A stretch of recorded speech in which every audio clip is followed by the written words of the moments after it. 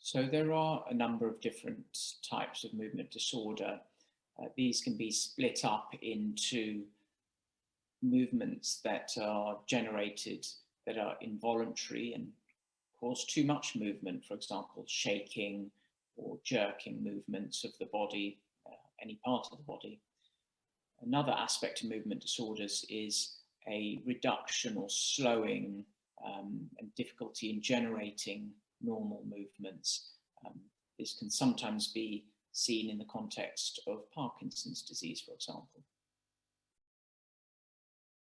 So movement disorders, in fact, span a large group of different types of conditions, and the underlying causes are very varied and very much depends on the type of movement disorder.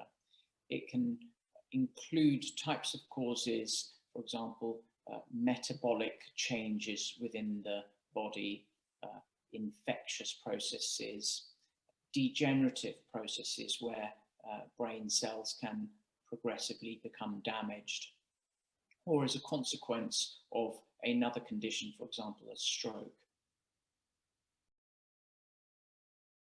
So movement disorders require a very accurate diagnosis, and that's really the start to looking towards what treatments we have. We do have a number of different types of treatment for movement disorders.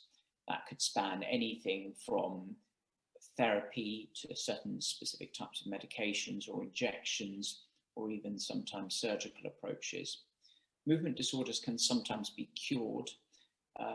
Sometimes, however, they might not necessarily be cured, but they can be reduced or managed, even in conditions where the disease or the condition is not entirely curable. So COVID-19 has had a complex interplay with patients with movement disorders. There are some long-standing conditions, for example, Parkinson's disease and other conditions manifesting as movement disorders, where the COVID-19 condition or disease has caused a worsening in symptoms. Patients with some movement disorders can be more susceptible to more severe illnesses with COVID-19, and we've had to bear this in mind when treating and managing such patients.